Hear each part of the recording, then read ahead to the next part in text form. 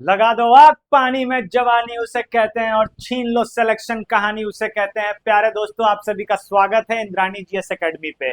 BPSC घटना चक्र का हम लोग 7 क्लास कंप्लीट कर चुके हैं। ये क्लास नंबर 8 होगा, 8वां क्लास होगा आपका, जिसमें महत्वपूर्ण जो सेक्शन बचा है विविध, और आपको इंडिया आफ्टर इंडिपेंडेंस यानी कि स्वतंत्रता के बाद का भारत का क्वेश्चन है।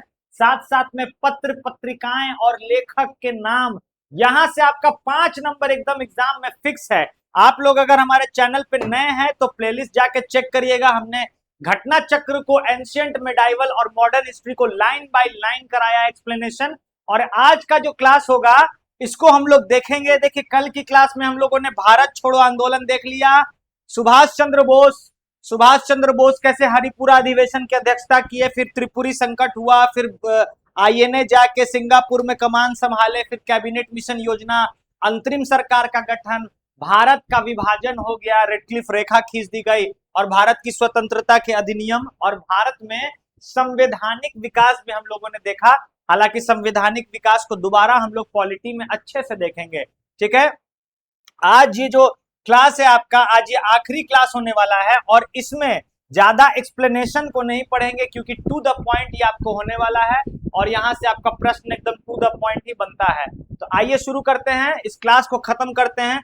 करीब करीब 100 क्वेश्चन है और हमको 1 घंटे में इस क्लास को खत्म करना है दोस्तों। चलिए, पहला सवाल देखिएगा। वेरी फर्स्ट क्वेश्चन जो है हमारा, एएमओ कॉलेज जो अलीगढ़ में है के प्रधानाचार्य का नाम बताइए जिसने 19वीं सदी के अंतिम दशकों में मुस्लिम सांप्रदायिकतावाद को बढ़ावा दिया। मुस्लिम सांप्रदायिकतावाद को बढ़ावा दिया ऐसा कौन एएमयू अलीगढ़ मुस्लिम यूनिवर्सिटी जो कॉलेज था उसके, देखिए, मोहम्मदन एग्लो ओरिएंटल कॉलेज एएमयू का फुल फॉर्म था, अलीगढ़ में ही था, अलीगढ़ मुस्लिम विश्वविद्यालय नहीं, मोहम्मदन एंग्लो ओरिएंटल कॉलेज, समझिए, याद रखिएगा। की स्थापना किसने की थी? तो सर सैयद अहमद खान ने की थी। और इनके एक देखिए थियोडोर बेक एक याद रखिएगा, ये जो थे थियोडोर बेक एक प्रिंसिपल रहा था इस कॉलेज का, जो आग में घी देने का काम किया, मतलब मुस्लिम लोग को और सांप्रदायिकतावाद की तरफ भड़काया। अगला सवाल कह रहा है, आधुनिक भारत इतिहास को निम्नलिखित घटनाओं पर विचार करिए। देखिए क्या है भाई, मतलब कौन घटना कब हुई उसको सजाने बोल रहा है, बहुत इंपॉर्टेंट क्वेश्चन है। देखिए, वांडीवास का युद्ध यहाँ पर है। वांडीवास का युद्ध कब हुआ था? 1760 में हुआ था वांडीवास का युद्ध, याद रखिएगा। कब? जब आंग्ल फ्रांसीसी युद्ध चल रहा था उस समय वांडीवास की लड़ाई हुई थी, याद रखेंगे। अच्छा, सालबाई की संधि कब हुई थी? सालबाई की संधि हुई थी, देखिए, मराठा युद्ध चल रहा था, तृतीय आंग्ल मराठा युद्ध चल रहा था 1775 से 82, तो ये हो जाएगा 1982। ठीक है, तो 1700 इसके बाद ये, और टीपू सुल्तान की मृत्यु जो हुई थी श्रीरंगपट्टनम की संधि के बाद, टीपू सुल्तान की मृत्यु जो हुई थी 1799 में हुई थी, चतुर्थ आंग्ल मैसूर युद्ध में, याद रखिएगा। उसमें लॉर्ड वेलेस्ली था, तो 1799 ये हो जाएगा। ठीक है, और देखिए, राजा नंद कुमार जी जो थे ये एक दीवान हुआ करते थे बंगाल के, तो 1765 में इनको मृत्यु दंड दे दिया गया था, याद रखेंगे 1765 में। तो क्या हो जाएगा, सबसे पहले 1 ये हो जाएगा, 1 के बाद 2 ये हो जाएगा, नहीं 2 ये हो जाएगा, 3 ये हो जाएगा और ये 4 हो जाएगा, याद रखिएगा। सबसे पहले वांडीवास की लड़ाई 1760, फिर सालबाई की संधि अंग्रेज और मराठा के बीच में 1782, उसके बाद राजा नंद कुमार को मृत्यु 1765 और टीपू सुल्तान की मृत्यु 1799। आज दोस्तों मिलाए उलाएंगे नहीं, देख लीजिएगा, सब कुछ एक बार है इसमें, पढ़ लेते हैं। देखिए, टीपू सुल्तान की मृत्यु कब हुई? मैसूर के शासक टीपू सुल्तान चतुर्थ आंग्ल मैसूर युद्ध में 1799 के दौरान हुई थी, श्रीरंगपट्टनम में हुई थी, याद रखिएगा। इसमें देखिए 4 संधि हुई थी आंग्ल मैसूर युद्ध में, 4 संधि हुई थी। मद्रास की संधि के बाद मंगलोर की संधि के बाद श्रीरंगपट्टनम की संधि, और चौथे में मृत्यु। ठीक है, इसमें क्या हुआ था? हैदर अली जीत गया था, हैदर अली इसमें जीत गया था, इसमें हैदर अली की मृत्यु हो गई थी। इसमें संधि हुई थी टीपू सुल्तान और अंग्रेजों के बीच, और चौथे में टीपू सुल्तान चौथी बार भी लड़ाई किए, मतलब अंग्रेजों के सामने घुटना नहीं टेके, जैकोबियन क्लब के मेंबर थे, फ्रांसीसियों के सहयोगी थे, याद रखिएगा। शेरे मैसूर के नाम से इनको जाना जाता था। सालाबाई की जो संधि हुई थी किनके किनके बीच में थी? प्रथम आंग्ल मराठा युद्ध जो चला था 7 साल तक चला था, 1775 से लेकर 82 के अंत में ईस्ट इंडिया कंपनी के और मराठों के बीच में हुई थी, याद रखेंगे। आगे चलिएगा, नेक्स्ट क्वेश्चन देखते हैं। देखिए ये क्वेश्चन है यूनाइटेड किंगडम की महारानी एलिजाबेथ द्वितीय के संबंध में। एलिजाबेथ सेकंड जो जिनकी हाल में अभी मृत्यु हुई है, तो कब मृत्यु हुई है इनकी? 70 वर्षों तक ये शासन की है और 96 वर्ष की आयु में इनकी मृत्यु हो गई है, तो यही इसका राइट आंसर हो जाएगा। देखिए एलिजाबेथ सेकंड की मृत्यु कब हुई? तो 8 दिसंबर 2022 को यूनाइटेड किंगडम के महारानी क्वीन एलिजाबेथ द्वितीय की 96 वर्ष की आयु में मृत्यु हो गई। 1952 में एलिजाबेथ द्वितीय ने यूनाइटेड किंगडम की सत्ता संभाली थी। इस प्रकार उन्होंने 70 वर्ष 214 दिन तक राज किया था, याद रखिएगा। चलिए, महारानी विक्टोरिया को भारत की सम्राज्ञी कब नियुक्त किया गया था? भारत की महारानी कब नियुक्त किया गया था? तो 1877 में, याद रखिएगा। किसके कार्य किसने नियुक्त किया था? लॉर्ड लिटन ने। लॉर्ड लिटन ने, जो लिचर था लॉर्ड लिटन, इसी ने लगाया था vernacular press act. Vernacular press act इसी ने लगाया था, याद रखिएगा। और इसको रद्द किया था किसने? तो लॉर्ड रिपन ने। लॉर्ड रिपन ने वर्नाकुलर प्रेस एक्ट को रद्द किया था, याद रखिएगा। इसी समय दिल्ली दरबार का आयोजन होता है। दिल्ली दरबार का आयोजन एक बार होता है 1777 में, उसके बाद 1903 में, और 1903 के बाद 1911 में। 1911 में क्या होता है? बंगाल के कलकत्ता से राजधानी शिफ्ट कर दी जाती है दिल्ली, याद रखिएगा। वहीं पर लॉर्ड हार्डिंग के कार्यकाल में ये होता है, याद रखिएगा। और ये होता है लॉर्ड लिटन के कार्यकाल में, याद रखिएगा। ठीक है, आगे चलेंगे। देखिए यहां देख लीजिएगा, 1903 वाला जो हुआ था उस समय कौन थे? तो एडवर्ड सेवेंथ थे। जो 1903 में हुआ था उसमें एडवर्ड सेवेंथ थे, और जो आपको 1911 में हुआ था उसमें थे जॉर्ज पंचम, याद रखिएगा। ठीक है, 3 बार दिल्ली दरबार का आयोजन हो चुका है। आगे चलेंगे, आज बहुत क्वेश्चन है, एक एक क्वेश्चन दम छपता है सारा। रॉयल शीर्षक अधिनियम के अंतर्गत रानी विक्टोरिया भारत की महारानी कब बनी? तो कब बनी? 1877 में। क्राउन रूल आ गया था आपको 1858 में ही, लेकिन भारत की महारानी इनको किस रॉयल शीर्षक अधिनियम के तहत बनाया गया, याद रखिएगा। रॉयल शीर्षक अधिनियम के तहत महारानी बनाया गया किनको? तो महारानी विक्टोरिया को। अगला क्वेश्चन, अरे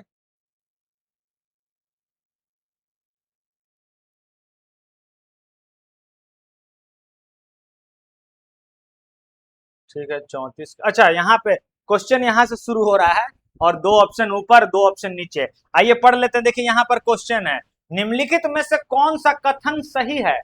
सही है ना पूछ रहा। हाँ, कौन सा कथन सही है? राजा राम मोहन राय नवीन शिक्षा के अग्रणी थे। बिल्कुल, राजा राम मोहन राय की जो रुचि थी वो हिंदू धर्म के कुरीतियों पर बिल्कुल नहीं थी। वो चाहते थे कि आधुनिक शिक्षा और आपको नवीन शिक्षा के वो प्रवर्तक थे। स्वामी दयानंद सरस्वती भारत भारतीयों के लिए नारा दिया था। बिल्कुल, भारत भारतीयों के लिए है। किसने दिया था? स्वामी दयानंद सरस्वती ने, याद रखिएगा। वेदों की ओर लौटो, भारत भारतीयों के लिए किसके दिया था? स्वामी दयानंद सरस्वती ने दिया था, याद रखिएगा। तो और आगे देख लेते हैं, ये दोनों का दोनों सही है। विवेकानंद ने विश्व धर्म संसद में भाग लिया था। बिल्कुल, कब भारत भाग लिया था? 1793 में। कहां भाग लिया था? शिकागो में। शिकागो कहां है? यूनाइटेड स्टेट ऑफ अमेरिका में है, जहां विवेकानंद ने अपना प्रसिद्ध भाषण दिया था, brothers and sisters of America, और सब लोग दंग रह गए थे। तो और देखिए, रामकृष्ण मिशन की स्थापना भी विवेकानंद ने की थी 1893, याद रखिएगा। 1700 लिख दिए, 1893 और 1897 यहाँ पर रामकृष्ण मिशन हो जाएगा। रामकृष्ण मिशन की स्थापना की थी, याद रखिएगा, स्वामी विवेकानंद ने। तो क्या हो जाएगा? उपयुक्त में से एक से अधिक हो जाएगा। सही है पूछ रहा था ना, तो एक से ज्यादा सही है, तीनों का तीनों सही है। ठीक है, चलिए, राजनीतिक सुधारों को लेकर विरोध करने वाले पहले भारतीय कौन थे? पहले भारतीय कौन थे इसमें? तो राजा राम मोहन राय पहले भारतीय थे। इन्हीं के प्रयासों से सती प्रथा बंद की गई। कब बंद की गई? 1829 में। 1829 में सती एबोलिशन एक्ट लाया गया। किसके कार्यकाल में? तो William Bentinck. William Bentinck Bentinck के द्वारा। किनके प्रयासों से? तो राजा राम मोहन राय के प्रयासों से। याद रखिएगा, उनका पुस्तक था मिरातुल्य। मिरातुल्य में इतनी घोर आलोचना करते हैं जितनी भी हिंदू धर्म में कुरीतियां थी, जैसे सती प्रथा, नरबली प्रथा, क्योंकि उनकी भाभी को सती कर दिया गया था। आगे देखेंगे, देखिए राजनीतिक सुधारों को लेकर विरोध करने वाले पहले भारतीय राजा राम मोहन राय थे। उन्होंने मानव अधिकारों, लोकतांत्रिक मूल्यों के विकास पर कई लेख लिखे। बिपिन चंद्र पाल ने लिखा है कि भारत में राजनीतिक स्वतंत्रता के सबसे पहले राजा राम मोहन राय ने किया था। इनको आधुनिक भारत का पिता कहा जाता है, आधुनिक भारत का अग्रदूत भी कहा जाता है, याद रखिएगा। ठीक है। किसने 1921 में पहली बार पूर्ण स्वतंत्रता की मांग की थी? देखिए, वैसे तो 1929 के लाहौर अधिवेशन में 1929 के लाहौर अधिवेशन में आपको पूर्ण स्वतंत्रता की मांग की थी। जवाहरलाल नेहरू ने उस समय अध्यक्ष थे, याद रखिएगा। और 1930 को 26 जनवरी 1930 को रावी नदी के तट पर क्या किया था? झंडा फहरा दिया था। जवाहरलाल नेहरू कब आपको कांग्रेस के अध्यक्ष बनते हैं? 1929 के बाद 1936 लखनऊ अधिवेशन और 1937 फैजपुर अधिवेशन। याद रखिएगा, फैजपुर अधिवेशन वही अधिवेशन था जो गांव में होने वाला एकमात्र अधिवेशन था, याद रखिएगा। लेकिन इससे भी पहले जब देखिए चितरंजन दास जब आपको अध्यक्ष बनने वाले थे 1921 में, हालांकि बने कब चितरंजन दास? 1922 में। कहा? तो गया अधिवेशन बिहार में हुआ था। वहां उसके आपको अध्यक्ष कौन थे? सी आर दास थे। याद होगा आप लोग को। सी आर दास को क्या कहा जाता है भाई? सी आर दास को कहा जाता है आपको देश बंधु कहा जाता है सी आर दास को। चितरंजन दास, सी आर दास को देश बंधु कहा जाता है। चितरंजन दास ने 1923 में 1923 में किस पार्टी की स्थापना की थी? तो स्वराज पार्टी। किसके साथ मिलकर? मोतीलाल नेहरू के साथ मिलकर स्वराज पार्टी का गठन किया था।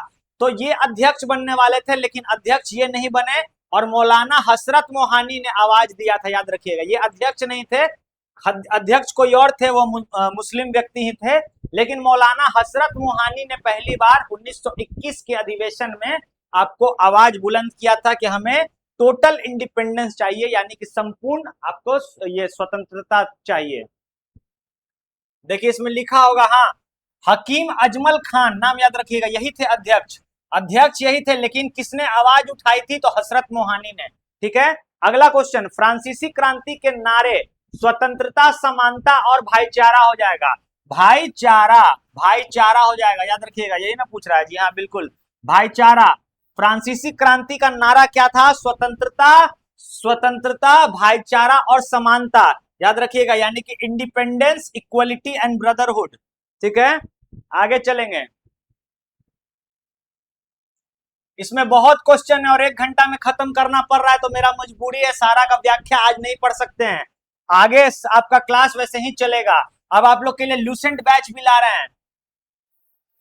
देखिए, सर सैयद अहमद खान के सबसे कटु आलोचक कौन थे? देखिए, जमालुद्दीन अफगानी जो थे, ये सबसे कटु, मतलब कटु आलोचक थे सैयद अहमद खान के, याद रखिएगा, सैयद अहमद खान के। ठीक है। आगे देखेंगे, अंग्रेजी शिक्षा ब्रिटिश सरकार के सहयोग के पक्ष में थे, अंग्रेजी शिक्षा के प्रयोग में थे, याद रखेंगे। ठीक है। निम्नलिखित में से कौन सा युग्म सही है? आइए देख लेते हैं। 1905 में बंगाल विभाजन हुआ था, बिल्कुल। किसने किया था? लॉर्ड कर्जन ने किया था, याद रखिएगा। 1908 में कांग्रेस में फूट पड़ा था, नहीं, 1907 में पड़ा था। यह अधिवेशन कहाँ हुआ था? सूरत अधिवेशन में हुआ था, जिसमें कांग्रेस में फूट पड़ गई थी। नरम दल और गरम दल दोनों अलग अलग हो गए थे और वापस दोनों एक साथ कब होते हैं? तो 1916 में होते हैं। देखिए, बंगाल विभाजन 1900 और क्या है? रॉलेट सत्याग्रह 19 सही है, बिल्कुल। रॉलेट सत्याग्रह गांधी जी द्वारा चलाया गया था जब सिडनी रॉलेट की अध्यक्षता में आपको रॉलेट आयोग चला दिया गया था, जिसे काला कानून कहा गया था, जिसे बिना अपील, बिना दलील और बिना वकील का कानून कहा गया था। रॉलेट एक्ट में याद होगा आप लोग को कि किसी को भी पकड़ के और उस पर इंजाम लगा के 2 साल तक थाना में, जेल में सड़ा दीजिए और कोई भी उस पर बेल दायर नहीं हो सकता है। ठीक है, आगे चलिएगा। अगस्त 1923 के बनारस हिंदू महासभा के अधिवेशन की अध्यक्षता किसने की थी? बनारस हिंदू महासभा के अधिवेशन की अध्यक्षता की थी पंडित मदन मोहन मालवीय जी ने।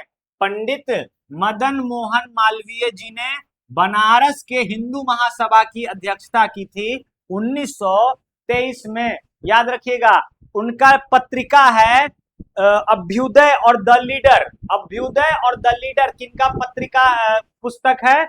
तो आपको ये मदन मोहन मालवीय का। और 2 पत्रिका निकालते थे, एक हिंदुस्तान और एक द इंडियन यूनियन।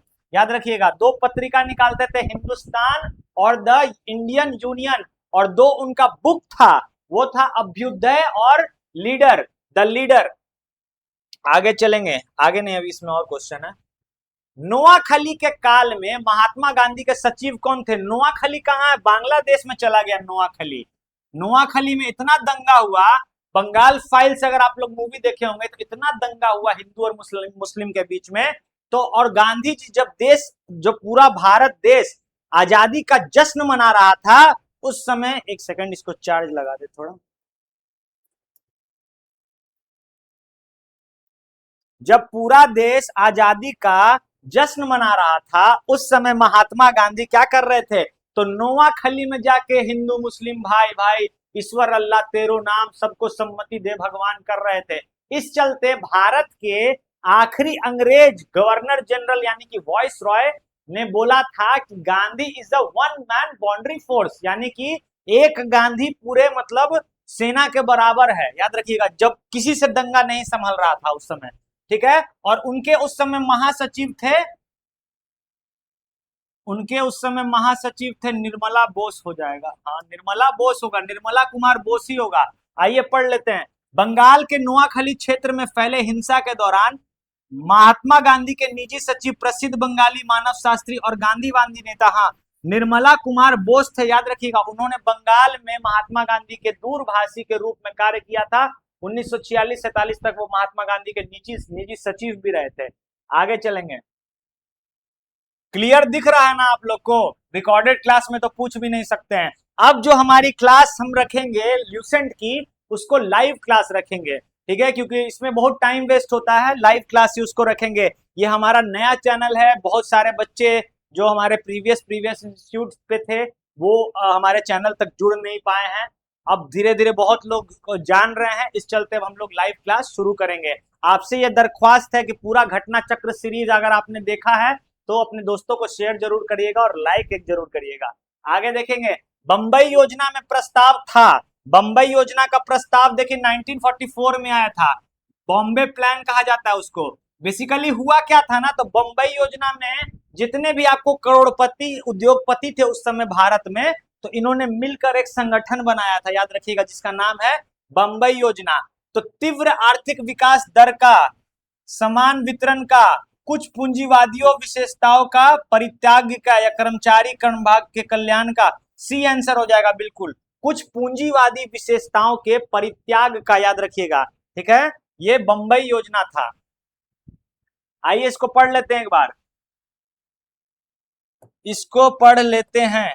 देखिएगा, बंबई योजना जो थे, बॉम्बे प्लान, वर्ष 1944 के प्रमुख भारतीय उद्योगपति में के एक समूह में प्रस्तुत की गई थी। इस योजना के तहत भारत के लिए आयात प्रतिस्थापन और औद्योगिकरण आधारित प्रस्तावों के माध्यम से भारतीय अर्थव्यवस्था को तीव्र आर्थिक विकास की बात कही गई। साथ ही इनमें देश की आर्थिक विकास के राज्य में द्वारा हस्तक्षेप और योजनाबद्ध विकास के लिए सार्वजनिक उपाय की गई।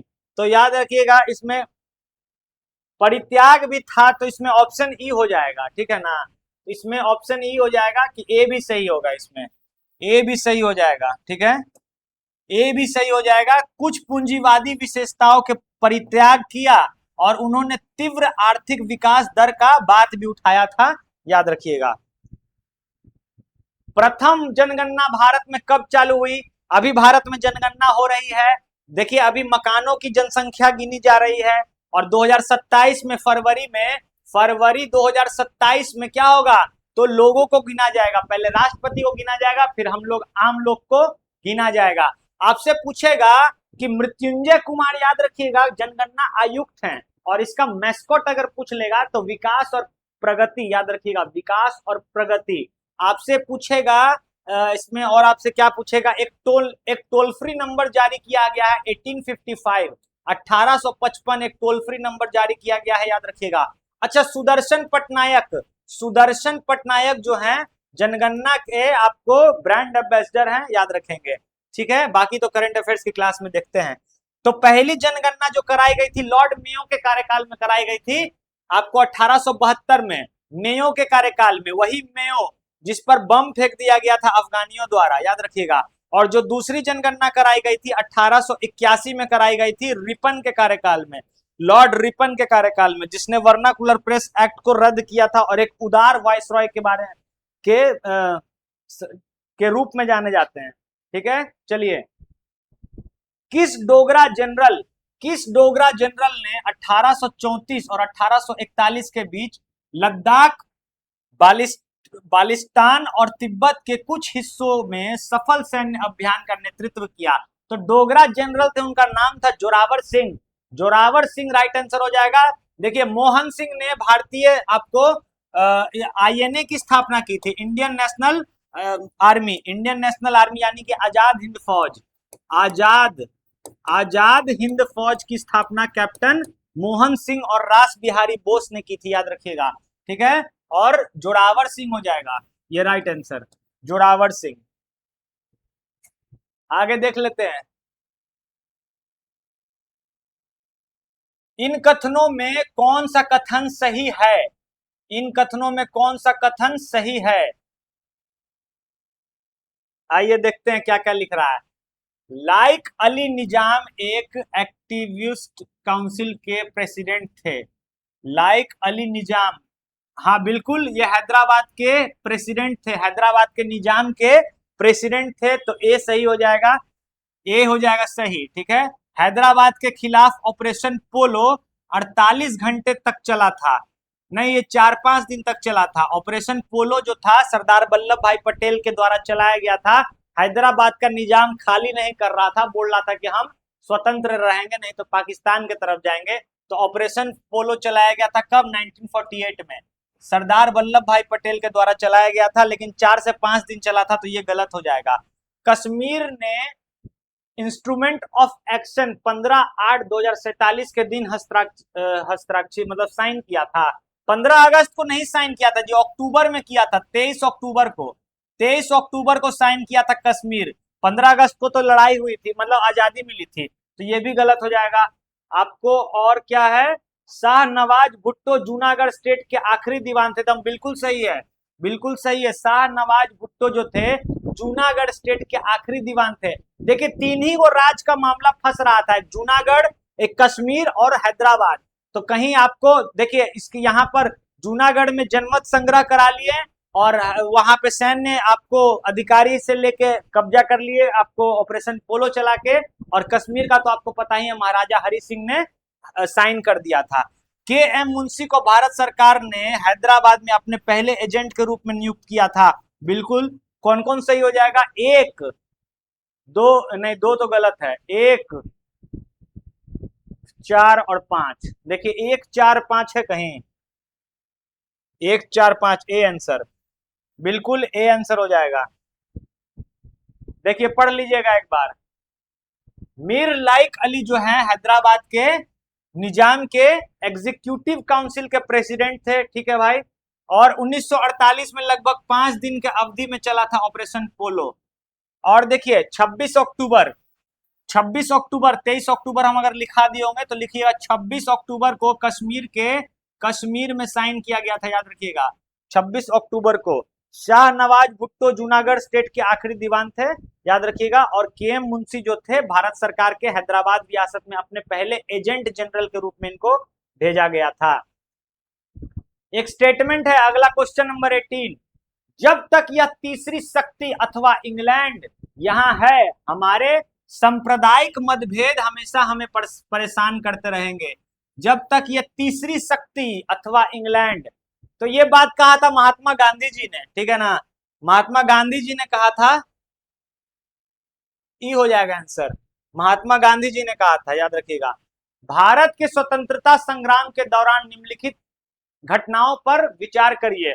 कौन कब हुआ ये पूछ रहा है। देखिए, होम रूल आंदोलन कब हुआ। होम रूल आंदोलन 1916 में किसके द्वारा चलाया गया था, एनी बेसेंट के द्वारा, और आपको बाल गंगाधर तिलक के द्वारा भी चलाया गया था, ठीक है। सूरत विभाजन कब हुआ, 1907 में। 1907 में, ठीक है, सूरत फूट के नाम से जाना जाता है। खेड़ा सत्याग्रह चलाया गया 1918 में, चंपारण के बाद खेड़ा, ठीक है। उसके बाद मॉर्ले मिंटू सुधार अधिनियम, ये 1909 में हुआ था, ठीक है। तो क्या पहले हो जाएगा, देख लीजिएगा। पहले 4 हो जाएगा, नहीं पहले 2 हो जाएगा। 2 के बाद 2 4 1 3, 2 4 1 3, 2 4 1 3, सी आंसर, ठीक है। आगे चलिएगा। अंत्योदय कार्यक्रम का उद्देश्य है, अंत्योदय का कार्यक्रम गांधी जी द्वारा ही चलाया गया था। अंत्योदय का मतलब होता है अंतिम पंक्ति में बैठा हुआ व्यक्ति का उदय करना। मतलब देखिए, जो बहुत गरीब है और गरीब में भी जो सबसे गरीब है उसका उदय करना, वो कहते हैं अंत्योदय। अंत्योदय याद रखिएगा। अल्पसंख्यकों का विकास, दलितों की उन्नति, गरीबों में सबसे गरीब की सहायता, बिल्कुल सी आंसर। गरीबों में सबसे गरीब जो है, अंतिम पायदान पर बैठा हुआ जो व्यक्ति है, उसकी सहायता करना ही क्या था, अंत्योदय कार्यक्रम। किसके द्वारा चलाया गया था, बापू के द्वारा। भारत में वह महान एकता करता था जिसने केवल दूसरे को सहिष्णु ही ना बनाया, अपितु अपने आप के मित्रों, अपने मित्रों और साथियों को आपस में जिम्मेदारी के साथ भी स्वीकार कराया। यह कथन किसने कहा था, ये कथन किसने कहा था। ये कथन मुझे लग रहा है ये जहां जो नेहरू जी का ही है, नेहरू जी का ही गांधी जी को बोले थे, गांधी जी को नेहरू जी बोले थे, याद रखिएगा ये कथन। तो इसमें ई हो जाएगा, उपयुक्त में से कोई नहीं, ठीक है, ई हो जाएगा इसका आंसर। कि भारत का में वह महान एकता करता था, मतलब गांधी जी की जब हत्या हो गई थी तब नेहरू जी ने बोला था कि हमने एक चिराग को खो दिया है, बापू कह के ये किया था, संवेदन किया था, और ये बात बोला था, याद रखिएगा। कि सहिष्णु ही नहीं बनाया, अपितु अपने मित्रों और साथियों को भी आपसी जिम्मेदारी के साथ स्वीकार्य करवाया। यह किसने कहा था, तो पंडित जवाहरलाल नेहरू ने कहा था गांधी जी के लिए। निम्न उद्योगपतियों में से कौन से व्यक्ति लंबे समय तक आईआरसीसी, आईआरसीसी यानी कि एआरसीसी है, all India Congress committee, AICC, all India Congress committee के कौन थे अध्यक्ष, तो ये आपको थे जमुना लाल बजाज। जमुना लाल बजाज, याद रखिएगा। इनको गांधी जी के 5वें पुत्र के रूप में जाना जाता है, जमुना लाल बजाज को। जमुना लाल बजाज ने ही आपको जलियांवाला बाग हत्याकांड के बाद अपनी राय बहादुर की उपाधि को लौटा दिया था, याद रखिएगा। तो ऑल इंडिया कांग्रेस कमेटी के खजांची रहे तथा 1930 में जेल भी गए। कौन गए, ये उद्योगपति थे, बहुत पैसा वाले थे, सेठ जमुना लाल बजाज। गांधी जी के ऐसे नीचे पड़े रहते थे, बापू बापू करते रहते थे, सोचिए। आगे देखिएगा। अंबाबाई, अंबाबाई एक स्वतंत्रता सेनानी थी, भारत के किस राज्य की थी। अंबाबाई देखिए कर्नाटक की थी दोस्तों, याद रखिएगा। अंबाबाई कहाँ की थी, कर्नाटक की थी। अच्छा, भारतीय स्वतंत्रता की माँ और भारतीय स्वतंत्रता की जननी किनको बोला जाता है, बताएंगे क्या। देखिए, उन्होंने स्टुटगार्ड में 1907 में, स्टुटगार्ड कहाँ है, जर्मनी में है, जर्मन में है, याद रखिएगा। यहाँ पर भारतीय तिरंगा फहराया था। उस तिरंगे में अशोक चक्र नहीं था, बस चक्र नहीं था उस तिरंगे में, लेकिन तिरंगा फहराया था, याद रखिएगा। और इनका नाम है मैडम भिकाजी कामा, मैडम भिकाजी कामा, याद रखिएगा। मैडम भिकाजी कामा जो थी, किनकी सचिव थी, तो ये दादा भाई की, दादा भाई नरोजी की पर्सनल सेक्रेटरी थी, याद रखिएगा, निजी सचिव थी। अंबाबाई का जन्म जो था 1889 में हुआ था, तत्कालीन मैसूर राज्य में, अब कर्नाटक में है, याद रखिएगा। एक रूढ़िवादी ब्राह्मण परिवार में हुआ था। अंबाबाई ने स्वतंत्रता आंदोलन में दक्षिण भारत में बहुत ही महत्वपूर्ण भूमिका निभाई थी। सुरेंद्र नाथ बनर्जी किस वर्ष भारतीय सिविल सेवा से हटाया गया? तो सुरेंद्र नाथ बनर्जी को 1874 में इनको आईसीएस से इनको क्या किया गया? हटा दिया गया था, याद रखिएगा। सुरेंद्र नाथ बनर्जी द्वितीय भारतीय थे जिन्होंने आईसीएस परीक्षा उत्तीर्ण की। इनके प्रथम नियुक्ति सिलहट बांग्लादेश के असिस्टेंट मजिस्ट्रेट के पद पर हुई थी। यहीं पर प्रक्रियात्मक अभियमितताओं के कारण 1874 में इनको पद से हटा दिया गया था। सुरेंद्र नाथ बनर्जी, याद रखिएगा। अच्छा, सत्येंद्र नाथ टैगोर पहले आईसीएस थे, याद रखिएगा, और सुरेंद्र नाथ बनर्जी दूसरे थे। ठीक है, अगला, अतः सदैव सहमति के अतः सदैव सहमति के साथ और अक्सर वाणिज्य मंडल के निर्देश पर भारत सरकार चलती है और इसे व्हाइट मैन्स बर्डन भी कहा जाता है। यह किसने कहा था? यह किसने कहा था? देखिए, मतलब ये व्हाइट मैन बर्डन सच्चिदानंद सिन्हा हो जाएंगे। व्हाइट मैन बर्डन जो हो जाएंगे सच्चिदानंद सिन्हा। मतलब अंग्रेजों को व्हाइट मैन बर्डन किसने कहा था आर्थिक कार्यों पर? तो सच्चिदानंद सिन्हा हो जाएंगे, याद रखिएगा। ठीक है, अगला क्वेश्चन, समाजवादी का समर्थक कौन था और 1933 में ब्रिटिश शासन देशी राज्यों, जमींदारवाद और पूंजीवाद को उखाड़ फेंकना चाहता था? ये देखिए, 1937 में 33 में ब्रिटिश शासन देशी राज्य, जमींदार और पूंजीवाद को उखाड़ फेंकना चाहता था। जवाहरलाल नेहरू हो जाएगा। ठीक है ना। ये आपको देखिए फैजपुर अधिवेशन में ये बोले थे, फैजपुर अधिवेशन में बोले थे कि मैं एक पूरी तरह से समाजवादी हूं और मेरी रुचि राजे रजवाड़ों जमींदारों पर नहीं है। ठीक है, देखिएगा इसको, जवाहरलाल नेहरू समाजवाद के समर्थक थे। नेहरू ने 1933 में ब्रिटिश शासन के देशी रियासत, जमींदारवाद और पूंजीवाद को उखाड़ फेंकना चाहते थे। नेहरू ने समाजवाद, सोवियत संघ के समाजवाद से प्रभावित थे। उन्होंने नवंबर 1927 में सोवियत संघ की यात्रा भी की थी। उस समय जो लेनिन, व्लादिमीर लेनिन समाजवाद के बहुत बड़े नेता हुआ करते थे। कार्ल मार्क्स तो थे ही, लेनिन वगैरह कम्युनिस्ट पार्टी का जो है समाजवाद। हालांकि कम्युनिस्ट पार्टी थोड़ा सा बाद में थोड़ा सा चेंज है, वो बहुत लंबा टॉपिक है, समाजवाद और पूंजीवाद, उसको समझेंगे कभी। ठीक है, आगे चलेंगे। 19वीं शताब्दी के अंत में इतिहास का अध्ययन ने भारत की राष्ट्रीयता का भावना पैदा करने में किस प्रकार मदद की? 19वीं शताब्दी के अंत में इतिहास के अध्ययन ने भारत में राष्ट्रीयता की भावना पैदा की। किस तरह? आइए ऑप्शन को पढ़िएगा।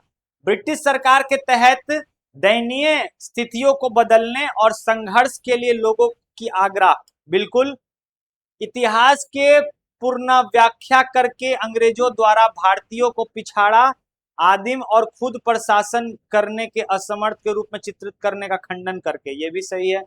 भारत के गौरवशाली अतीत के बारे में लिखकर और लोगों की उपलब्धियों को में गर्व कराकर। ये भी सही है, तो डी हो जाएगा। मतलब इतिहास पढ़ के ये सब आपको किया गया। 1857 की क्रांति में जो जो आपको भावना नहीं थी, राष्ट्रीयता की भावना नहीं थी, वो 19वीं सदी में जब लोग अपना इतिहास को पढ़ने लगे कि हमारा इतिहास कितना स्वर्णिम था, तो उसमें समझिए कि बहुत राष्ट्रीयता फैली भारत देश में। देखिए, फिर मिलाने वाला क्वेश्चन है, मिलाने वाला नहीं है। क्या है? ब्रिटिश शासन के दौरान निम्नलिखित घटनाओं के कालक्रमानुसार व्यवस्थित कीजिए। अच्छा, हाँ, मिलाने ही वाला तो है। तो देखिए, मिलाइए थोड़ा सा। पूना समझौता कब हुआ था? गांधी जी और आपको अंबेडकर जी के बीच में 1932 में। कहा हुआ था? पूना के यरवदा जेल में, यरवदा जेल में। ठीक है। दांडी मार्च कब हुआ था? 1930 में हुआ था। 1930 में दांडी मार्च हुआ था और दांडी पहुंचकर नमक को मुट्ठी में लेकर नमक कानून को तोड़ के सविनय अवज्ञा आंदोलन छेड़ दिए थे गांधी जी। ठीक है। साइमन आयोग कब आया था? ये तो 1927 में आया था, जिसे श्वेत आयोग, व्हाइट कमीशन भी कहा जाता है। गांधी इरविन समझौता कब हुआ था? तो ये आपको हुआ था 1931 में। तो पहले क्या हो जाएगा जी?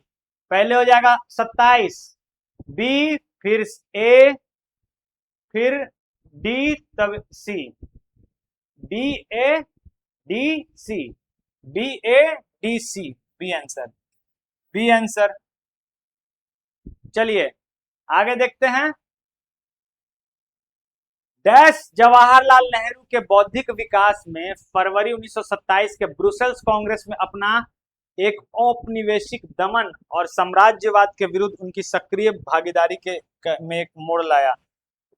देखिए ब्रुसेल्स कांग्रेस में एक आपको औपनिवेशिक दमन, मतलब ब्रुसेल कांग्रेस हुआ था, ब्रुसेल्स जो बेल्जियम की राजधानी है वहां पे एक कांग्रेस हुआ था जिसमें एक एस गोपाल नामक व्यक्ति थे। इन्होंने नेहरू की बहुत बड़ाई की थी कि एक समझिए कि बौद्धिक विकास करने वाला इंसान है नेहरू और बहुत बड़ा समाजवादी है, तो ये एस गोपाल हो जाएगा। ठीक है, बीपीएससी सीडीपीओ का क्वेश्चन पूछा हुआ है, सीडीपीओ थोड़ा सा उलट पुलट क्वेश्चन पूछता है।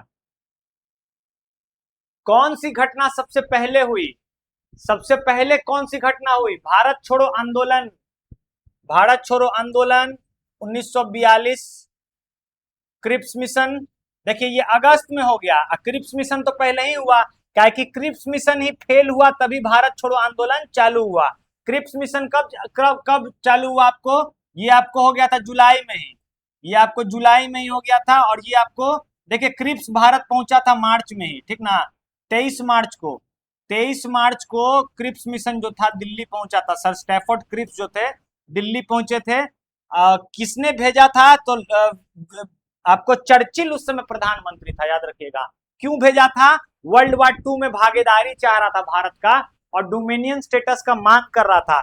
इसको क्रिप्स मिशन को उत्तर दिनांक चेक यानी कि पोस्ट डेटेड चेक किसने बोला था? महात्मा गांधी ने बोला था। उसके बाद भारत छोड़ो आंदोलन हुआ था 8 अगस्त 1942 को बंबई से, ग्वालियर टैंक मैदान से गवर्नर जनरल के पद पर लॉर्ड वेवेल को भेजना। तो वेवेल बाद में आया था, याद रखिएगा, वेवेल आया था बाद में, जब कैबिनेट मिशन चल रहा था ना उस समय लॉर्ड वेवेल आया था। वेवेल के बाद क्लीमेंट एटली, क्लीमेंट एटली के बाद आपको आया कौन? माउंटबेटन। और कैबिनेट मिशन का आगमन ये कब हुआ था? 1946, ठीक है। और लॉर्ड वेवेल आया था 1943 में, ठीक है। 1946 में कैबिनेट मिशन में 3 लोग थे। पैथिक लॉरेंस इसके अध्यक्ष थे, एवी अलेक्जेंडर नौसेना मंत्री थे और आपको सर स्टैफोर्ड क्रिप्स जो थे उस समय आपको भारत में जो ट्रेड यूनियन के हेड थे, याद रखिएगा।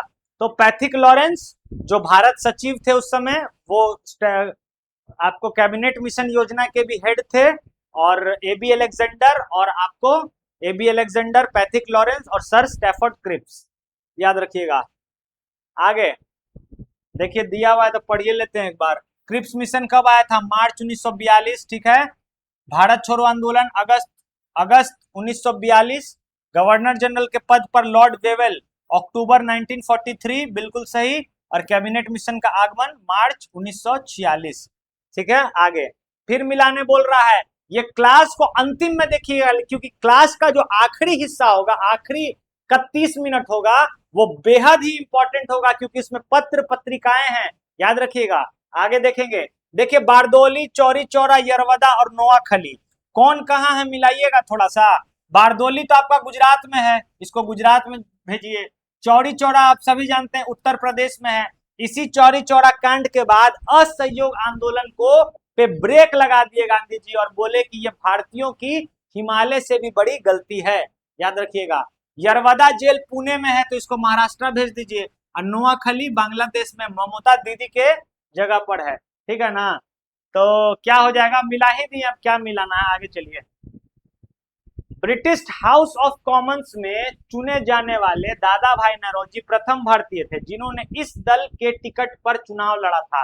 उदारवादी पार्टी से चुनाव लड़ते थे, वो उदारवादी दल से चुनाव लड़ते थे दादा भाई नौरोजी, याद रखिएगा। दादा भाई नौरोजी प्रथम बार 1885 में कांग्रेस की स्थापना हुई थी ना, उस समय अध्यक्ष कौन था? डब्ल्यू.सी.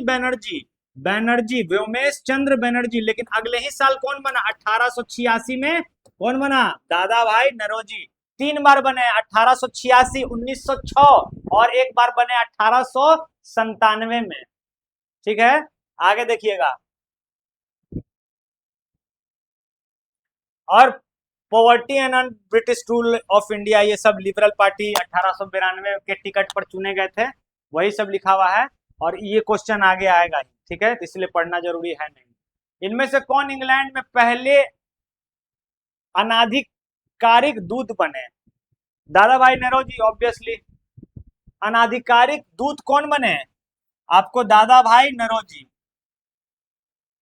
दादा भाई नौरोजी ने इंग्लैंड में भारत के अनाधिकारिक दूत के रूप में जाना जाता है। उन्होंने भारतीय दृष्टिकोण को ब्रिटिश जनता तक पहुंचाने का उद्देश्य से 1886 ईस्वी में ईस्ट इंडिया एसोसिएशन की स्थापना की थी। याद रखिएगा, एकदम पूछता है इसका डेट, ईस्ट इंडिया एसोसिएशन 1886, याद रखिएगा। और 1882 में ही वो बन गए थे, आपको टिकट लेके उदारवादी पार्टी से संसद में जाके बैठ गए थे। तो इनको एक अनऑफिशियल राजदूत बोला जाता है, भारत का पहला अनऑफिशियल राजदूत, क्योंकि भारत तो स्वतंत्र तो था नहीं, लेकिन स्वतंत्रता से पूर्व जाके राजदूत बन गए थे जाके, ठीक है। कौन सा आगे, कौन से प्रसिद्ध भारतीय गुरुदेव के नाम से जाने जाते थे? गुरुदेव के नाम से जाने जाते थे रविंद्रनाथ टैगोर जी, ठीक है। रविंद्रनाथ टैगोर जी को नाइटहुड की उपाधि मिली थी जब जॉर्ज पंचम आया था, याद करिए, 1911 में, और उसको जन गण मन सुना दिए थे ये गुरुदेव रविंद्र बाबू कि जन गण मन अधिनायक जय है, मतलब जन गण मन के आप अधिनायक हैं, आपकी जय है जय है जय है। तो जॉर्ज पंचम को कुछ समझ में तो आता नहीं था, लेकिन इतनी बार जय जय जय जय जय जय सुना तो सोचा कि बाप रे, बहुत मेरा तारीफ हो रहा है। और इनको क्या किया, नोबेल पुरस्कार दे दिया, याद रखिएगा, नोबेल पुरस्कार भी दे दिया। तो भारत के पहले नोबेल विजेता भी यही है, ठीक है। आगे, रविंद्रनाथ टैगोर का जन्म, हालांकि बहुत महान व्यक्ति थे। देखिए, असहयोग आंदोलन में जो होलिका दहन किया जा रहा था, विदेशी वस्तुओं का बहिष्कार किया जा रहा था, उसको निष्ठुर बर्बादी किसने बोला था? तो रविंद्रनाथ टैगोर ने बोला था। और अपनी नाइटहुड की उपाधि जो इनको मिला था वो ठुकरा दिए थे जब जलियांवाला बाग हत्याकांड हुआ था, याद रखिएगा। और महात्मा गांधी कैसरे हिंद की उपाधि लौटा दिए थे। कैसरे हिंद की उपाधि उनको मिला था 1915 में, 16-17 में, जब वर्ल्ड वॉर 1 चल रहा था, ठीक है ना, 18-18 में मिला था शायद। आगे देखिएगा, रविंद्रनाथ टैगोर, नहीं 16 में ही मिला था, 15-16 में ही मिला था महात्मा गांधी को, जब वर्ल्ड वॉर 1 में भर्ती करवा रहे थे तो सार्जेंट का उपाधि धारण किए थे। ये भी देख लीजिएगा कब मिला था कैसरे हिंद का उपाधि। रविंद्रनाथ टैगोर का जन्म कलकत्ता नगर में हुआ था 7 मई 1861 को। वर्ष 1901 में उन्होंने शांति निकेतन में ब्रह्मचर्य आश्रम के नाम से एक विश्वविद्यालय शुरू किया। 1918 में गुरुदेव रविंद्रनाथ टैगोर ने विश्व भारती की नींव रखी। 1913 में उनके गीतों की पुस्तिका गीतांजलि के अंग्रेजी अनुवाद सॉन्ग ऑफ स्प्रिंग के लिए उन्हें साहित्य का नोबेल पुरस्कार दिया गया, ठीक है। जय जवान जय किसान का नारा किसने दिया था? प्रधानमंत्री आदरणीय लाल बहादुर शास्त्री ने। भारतीय राजनीति में 1947 के बाद किस महिला ने सर्वाधिक योगदान दिया? देखिए, अरुणा आसिफ अली जो थी ना, ये आपको अरुणा आसिफ अली जो थी, ये आपको 1942 के भारत छोड़ो आंदोलन से जुड़ी हुई थी, लेकिन बाद में जब देश आजाद हो गया तो भारतीय कम्युनिस्ट पार्टी, सोशलिस्ट पार्टी सब के लिए काम की थी। तो अरुणा आसिफ अली, याद रखिएगा। और बहुत विदेश भ्रमण भी की थी, याद रखेंगे, ठीक है। देखिए, 1950 के दशक में कम्युनिस्ट पार्टी ऑफ इंडिया से जुड़ी और मॉस्को यूएस की यात्रा की। 1954 में national federation of India women का गठन किया और 1958 में पैट्रियट समाचार पत्र की स्थापना की। इस तरह उन्होंने 1947 के बाद भारतीय राजनीति में सर्वाधिक योगदान दिया, अरुणा आसिफ अली ने। देवबंद के उस विद्वान का नाम बताइए जिन्होंने स्वतंत्रता आंदोलन में महत्वपूर्ण भूमिका निभाई। तो ये हो जाएंगे आपको मोहम्मद अली जिन्ना, नहीं, अबुल कलाम आजाद। अबुल कलाम आजाद भारतीय राष्ट्रीय कांग्रेस के सबसे कम उम्र के नेता थे, अध्यक्ष थे, और सबसे ज्यादा समय तक रहने वाले अध्यक्ष भी अबुल कलाम आजाद ही थे, याद रखिएगा। अल हिलाल, अल बिलाग और India wins freedom Maulana Abul Kalam आजाद की पुस्तक है। आपसे पूछेगा अगस्त प्रस्ताव के समय, क्रिप्स मिशन के समय, भारत छोड़ो के समय, वेवल योजना के समय, शिमला समझौता के समय कौन था भारतीय राष्ट्रीय कांग्रेस का अध्यक्ष? तो सब का सब हो जाएंगे अबुल कलाम आजाद। आगे, Catherine Mayo, Alden Huxley, Charles Andrews और विलियम डगबी, ये लोग ये सब पत्रकार थे। ये सब पत्रकार थे। क्या पूछ रहा है? उन्होंने ब्रिटिश शासन के दौरान भारत की हालत पर टिप्पणियां लिखी।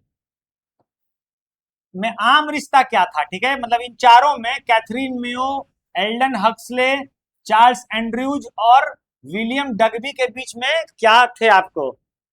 चार्ल्स एंड्रयूज, देखिए तो चार्ल्स एंड्रयूज को तो नाम ही था दीन बंधु। दीन बंधु इनका नाम था, सीएफ एंड्रयूज। चार्ल्स एंड्रयूज जो थे सीएफ एंड्रयूज, दीन बंधु सीएफ एंड्रयूज। दीन बंधु का मतलब होता है गरीबों का बंधु, मतलब गरीबों का मित्र। तो ये अमेरिकी पत्रकार थे, और लेकिन समझिए कि जहां भी गरीबी उरीबी देखते थे तो अंग्रेज का आलोचना करते थे कड़े शब्दों में। तो चारों का चारों जो थे ना, ये समझिए अंग्रेज का मतलब कैंची काटने वाले थे ये लोग। मतलब अंग्रेज का गोदी मीडिया नहीं थे अंग्रेज के, मतलब अंग्रेज का कटाक्ष करते थे, भारतीयों का साथ देते थे। वे भारतीय राष्ट्रीय कांग्रेस के समर्थक थे आंदोलन के। वे भारतीय राष्ट्रीय आंदोलन के विरोधी थे। वे महात्मा गांधी के दोस्त थे। आम रिश्ता क्या था? उन्होंने भारतीय राष्ट्रीय शासन के दौरान भारत की हालत पर टिप्पणियां लिखी। ये तो ठीक लग रहा है, यही ठीक लग रहा है हमको। वे भारतीय राष्ट्रीय आंदोलन के समर्थक थे, समर्थक भी थे। वे भारतीय राष्ट्रीय आंदोलन के विरोधी तो नहीं थे। महात्मा गांधी के दोस्त सीएफ एंड्रयूज थे, ये सब तो नहीं होंगे। आइए एक बार पढ़ लेते हैं। ऐसे ऑप्शन ए लग रहा है, लेकिन बी भी लग रहा है, और इसमें ई दिया नहीं है क्या कि 2014 का है। ठीक है, कैथरीन मेयो, अल्सन हेक्सले, चार्ल्स एंड्रयूज और विलियम डगबी ने ब्रिटिश शासन के दौरान भारत की हालत पर टिप्पणियां लिखी। मदर इंडिया की लेखिका कैथरीन मेयो थी। विलियम डगबी ने प्रॉस्पर ब्रिटिश इंडिया लिखी, परस्पर ब्रिटिश इंडिया। चार्ल्स एंड्रयूज का जन्म 1800 इंग्लैंड में हुआ था, वे महात्मा गांधी के मित्र थे। वे 1904 में भारत पहुंचे, सेंट स्टीफेना कॉलेज के अध्यापक। ठीक है, वही हो जाएगा, ए ही हो जाएगा। ठीक है ना, टिप्पणियां लिखी बस, मतलब इसी नहीं होगा। ना समर्थन किया, ना आंदोलन का समर्थन किया, ना विरोध किया, उन्होंने बस क्या किया? टिप्पणी किया, चारों का चारों। ठीक है, टिप्पणियां लिखे। चलिए आगे, दीन बंधु याद रखिएगा, दीन बंधु सीएफ एंड्रयूज थे। आगे देखते हैं, रजनी पाम दत्ता। देखिए रजनी पाम दत्ता वाला क्वेश्चन पीछे भी आ चुका है। कांग्रेस को बोली थी कि तुम लोग, कांग्रेस समाजवादी का मतलब साम्राज्यवादी का, जो अंग्रेज था साम्राज्यवादी, साम्राज्यवादियों का समर्थन भी करते हो और उनका विरोध भी करते हो। ये किसने लिखा है? तो रजनी पाम दत्ता ने लिखा, याद रखिएगा। ठीक है, किसके बारे में लिखा है पूछ रहा है? तो भारतीय राष्ट्रीय कांग्रेस। निम्न में से कौन सा जोड़ी सही है, बताइएगा। विनोबा भावे द्वितीय व्यक्तिगत सत्याग्रही थे। व्यक्तिगत सत्याग्रही पहले कौन थे? विनोबा भावे। इसमें दूसरा बोल रहा है, इसमें दूसरा बोल रहा है। तो विनोबा भावे थे पहले, पहले थे। दूसरे थे जवाहरलाल नेहरू, तीसरे थे ब्रह्मदत्त, और चौथी थी सरोजनी नायडू। याद रखिएगा। तो विनोबा भावे, यही गलत है।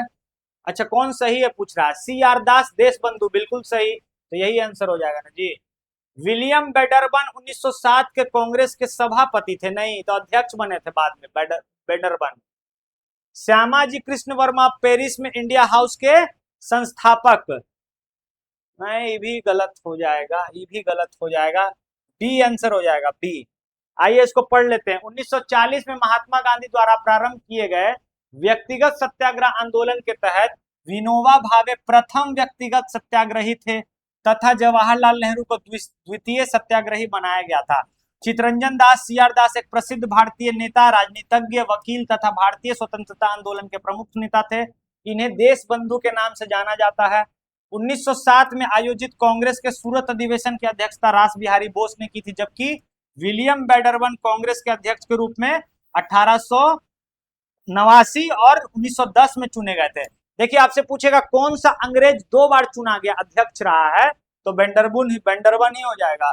ठीक है, 1905 में श्यामजी कृष्ण वर्मा ने लंदन में इंडियन हाउस की स्थापना की थी। और इसमें क्या है लिखा हुआ? हाँ ठीक है, लंदन में हुई थी। इंडिया हाउस की स्थापना लंदन में हुई थी, पेरिस लिखा हुआ है। गुट निरपेक्ष आंदोलन के नेता कौन था? भारत इसका नेता था, जवाहरलाल नेहरू का ये उपज था। उस समय जो पूरा विश्व था दो खंड में बट गया था, एक आपको कैपिटलिस्ट के तरफ यानी कि पूंजीवाद, और एक सोशलिस्ट की तरफ यानी कि समाजवाद।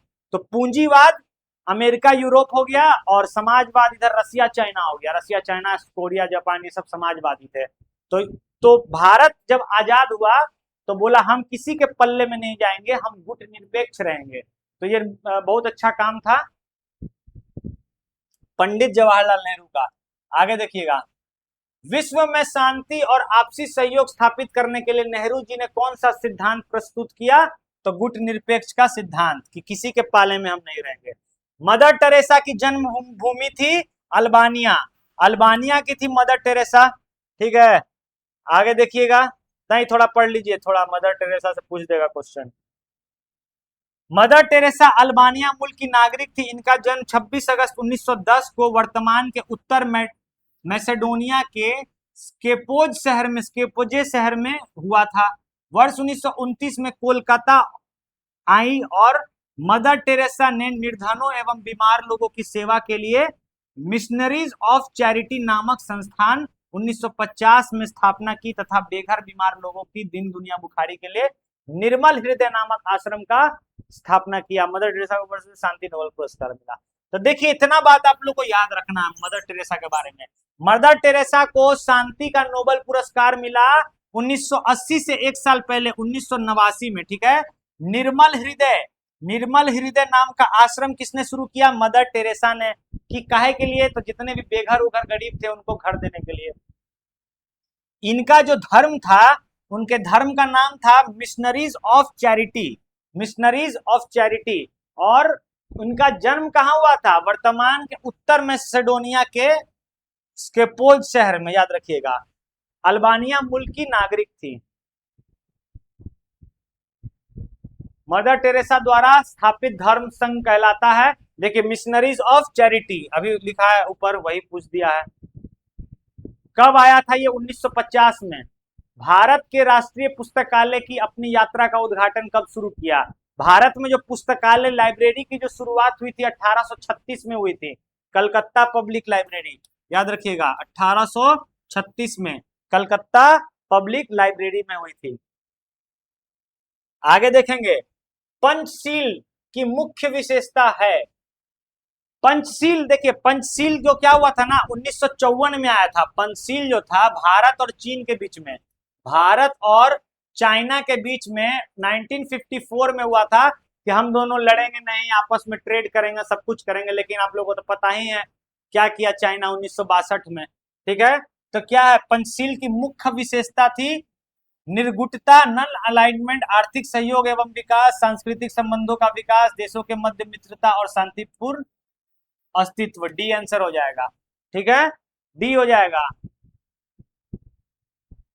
देखिए क्या क्या था, 29 अप्रैल 1954 को पंचशील समझौता किया गया था, और इसमें 5 समझौते थे। एक दूसरे के प्रादेशिक अखंडता और संप्रभुता के प्रति पारस्परिक सम्मान का भावना रखना, आक्रमण अर्थात एक दूसरे पर आक्रमण न करना, अआक्रमण करना, एक दूसरे के आंतरिक मामलों में हस्तक्षेप नहीं करना, समानता और पारस्परिक लाभ करना, शांतिपूर्ण सह अस्तित्व बना के रखना। लेकिन चाइना ने तोड़ दिया 1962 में इसको। आगे देखिएगा, कौन सा समझौता भारत और चीन के बीच में, वही पूछ रहा है। पंचशील समझौता हुआ था, ठीक है। कब हुआ था? 29 अप्रैल 1954 को। ASI के पहले निर्देशक कौन थे? अच्छा, Cunningham. Archaeological survey of India यानी कि भारतीय पुरातात्विक विभाग के पहले आपको जो निदेशक डायरेक्टर था कौन था? Alexander Cunningham. ये सब तो हम लोग एनसीईआरटी में पढ़ चुके हैं। अब देखिए थोड़ा सा मिलाइए, तो फिर से थोड़ा सा मिलाइए। देखिए सूची 1 को सूची 2 से मिलाइए। स्वदेशी सेवक होम, स्वदेशी सेवक होम ये हुआ था कनाडा के वैंकूवर में, कनाडा के वैंकूवर में, ठीक है ना, कनाडा के वैंकूवर में। कभी कभी उत्तरी अमेरिका भी लिख देगा, उत्तरी अमेरिका, अमेरिका भी लिख देगा, ठीक है। तो उत्तरी अमेरिका में ही ना है कनाडा। तो कनाडा का शहर है वैंकूवर, वहां पर हुआ था स्वदेशी सेवक होम की स्थापना। ठीक है। युगांतर आश्रम, आईएनए देखिए आजाद हिंद फौज रंगून, युगांतर आश्रम भी हो जाएगा आपको सैन फ्रांसिस्को। तो सब तो मिल रहे हैं, सब मिला हुआ है, तो हो जाएगा ABCD, ABCD हो जाएगा। देखिए स्वदेशी सेवक home Vancouver, United India house जो है सियाटल में हुआ था, युगांतर आश्रम सैन फ्रांसिस्को, और आईएनए जो था रंगून में। रंगून कहाँ? म्यांमार में। सैन फ्रांसिस्को और सियाटल जो है ये दोनों यूनाइटेड स्टेट ऑफ अमेरिका में है, और वैंकूवर जो है कनाडा में है, याद रखिएगा। ठीक है। हाँ, आईएनए का को जो हेडक्वार्टर था वो सिंगापुर में था। ठीक है, याद रखिएगा। आईएनए वही आजाद हिंद फौज, तुम मुझे खून दो और मैं तुम्हें आजादी दूंगा। उस समय आईएनए का जो राष्ट्रगान होता था वो ये अलग होता था, सब सुख चैन की बरखा बरसे भारत भाग है जागा, पंजाब सिंध गुजरात मराठा, ऐसे से था, सब सुख सैन चैन की बरखा बरसे। जन गण मन अधिनायक जय है नहीं था, क्योंकि वो लोग मानते थे कि ये राजा के बारे में कहा गया है, जन गण मन के आप अधिनायक हैं, आपकी जय है सदा जय है। तो उसको सुभाष चंद्र बोस के ये लोग नहीं मानते थे। आगे देखिएगा, निम्नलिखित को सुमेलित करके, लेकिन हालांकि अब जो हम लोग राष्ट्रगान गाते हैं वो भारत के संविधान के प्रति गाते हैं, भारत के राष्ट्रपति के मतलब जो प्रेसिडेंट ऑफ इंडिया है उनको मद्देनजर रखते हुए गाते हैं, भारत के संविधान के प्रति गाते हैं। अब हमारा कोई अधिनायक नहीं है, याद रखिएगा। कुछ लोग अधिनायक बनने की कोशिश तो कर रहे हैं, याद रखिएगा। यहाँ पे अधिनायकवाद, देखिए हिटलर अधिनायकवाद चलाया था, मतलब नफरत फैला के, तो यहाँ पे भी कुछ कुछ वैसा होने रहा है, लेकिन जनता पढ़ी लिखी होने नहीं देगी। निम्नलिखित में सुमेलित करने के सही कुटों के चयन कीजिए। क्या बोल रहा है जी? निम्नलिखित को सुमेलित करके, अच्छा मिलाने ही तो बोल रहा है। देखिए क्या क्या है, ये सब देखिए थोड़ा सा, सबसे पहले इजी वाला खोजिए और उसको मिलाइए। फॉरवर्ड ब्लॉक की स्थापना कौन किए थे? सुभाष चंद्र बोस, सुभाष चंद्र बोस। ठीक है। और देखिए इंडिपेंडेंट लेबर पार्टी, और देखिए सोशलिस्ट पार्टी की कौन किए थे? ये किए थे आपको जयप्रकाश नारायण, जयप्रकाश नारायण। और देखिए सोशलिस्ट पार्टी का गठन जयप्रकाश नारायण जेपी ने किया था 1934 में। Independent labour party BR Ambedkar है, तो बहुत इजी क्वेश्चन है, खासकार ये हो जाएगा Inayatullah, Khaksar Inayatullah. Socialist party Jayaprakash Narayan Narayan. Independent labour party हो जाएंगे भीमराव अम्बेडकर, फॉरवर्ड ब्लॉक हो जाएंगे सुभाष चंद्र बोस। आगे देखिएगा, चलिए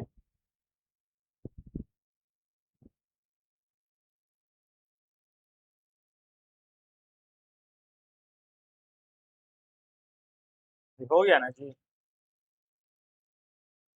हाँ, आगे देखिएगा, भारतीय मुद्रा पर 1913 में नियुक्त रॉयल कमीशन का अध्यक्ष कौन था? 1913 में नियुक्त रॉयल कमीशन का अध्यक्ष था चेम्बरलिन, ऑस्टियन चेम्बरलिन। भारत का उस समय ब्रिटेन का प्रधानमंत्री था चेम्बरलिन, याद रखिएगा। इसी चेम्बरलिन के बारे में अटल जी बोल दिए थे नेहरू जी को। देखिए चेम्बरलिन जो था ना, थोड़ा सा मतलब उदारवादी टाइप का था, और चर्चिल था बहुत आक्रामक टाइप का। चर्चिल मतलब थोड़ा नफरत फैलाने वाला था, हिटलर टाइप का था। तो एक बार संसद में जब अटल बिहारी वाजपेयी बहुत यंग थे और उस समय प्रधानमंत्री हुआ करते थे जवाहरलाल नेहरू जी, तो अटल जी ने नेहरू जी को बोल दिया था कि आपका जो चरित्र है वो मिला हुआ चरित्र है, दोहरा चरित्र है, आपके चरित्र में चैम्बरलिन भी है और चर्चिल भी है। तो याद रखिएगा, उस समय बोले थे, लेकिन आज किसी का उतना हिम्मत नहीं होता है बोलने का। मोदी जी को कोई बोलेगा कि आप हिटलर हैं संसद में? चलिए आगे देखिएगा, मुहाजिर कौमी आंदोलन क्या है? बहुत इंपॉर्टेंट। मुहाजिर कौमी आंदोलन क्या है?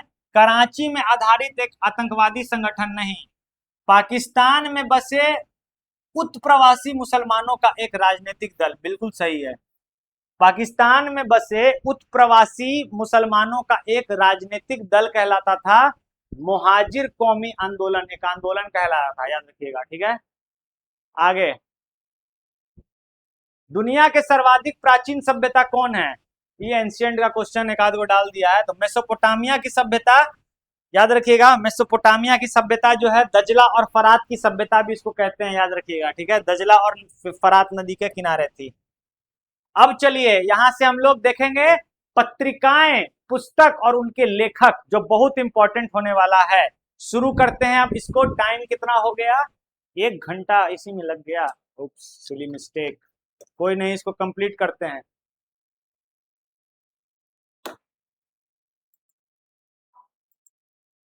चलिए इसको अब आगे जल्दी से देखेंगे। तो पत्रिकाएं, पुस्तक और उनके लेखक बहुत इंपॉर्टेंट है, यहां से सवाल बनता है, ठीक है। पहला क्वेश्चन देखिएगा, सही कथन चुने, सही स्टेटमेंट को चुने पूछ रहा है, ठीक है। थोड़ा सा इसको रेड कर लेते हैं। आर्यभट्टीय एक गणितज्ञ ग्रंथ है।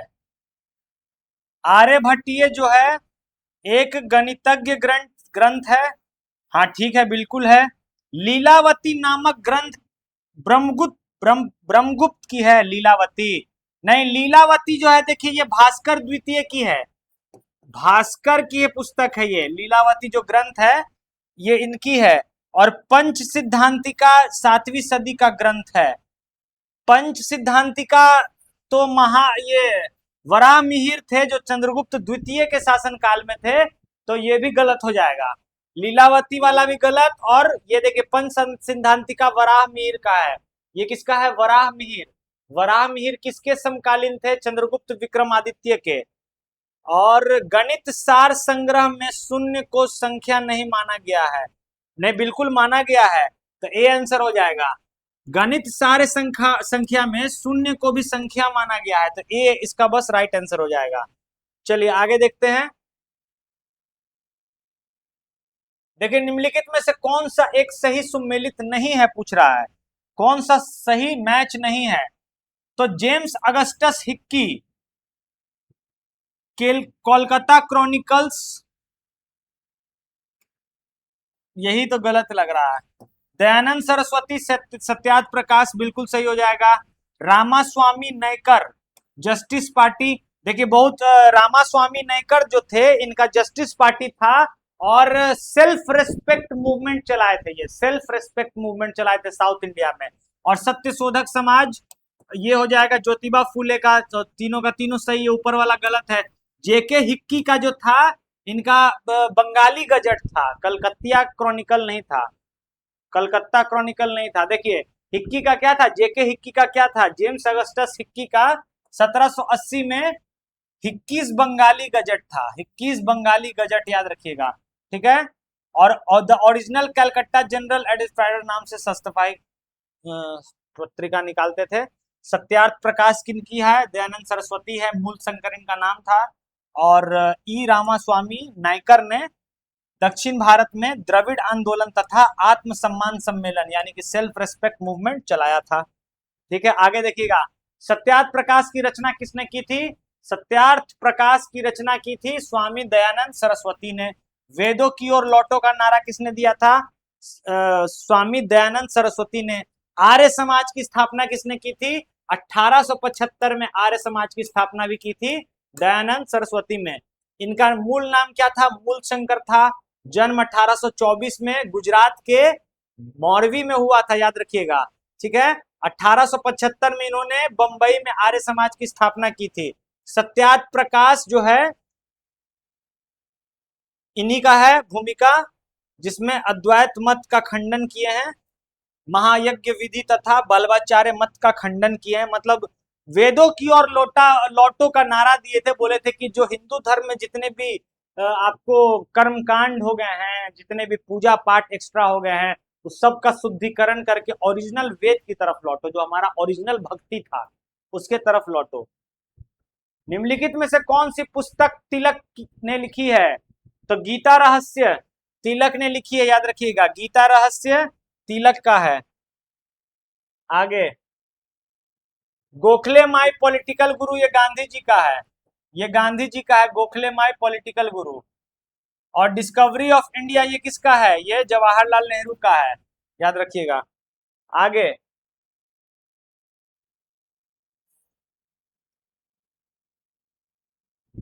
बाल गंगाधर तिलक को वैलेंटाइन सिरोल ने भारतीय अशांति का जनक माना था, याद रखिएगा।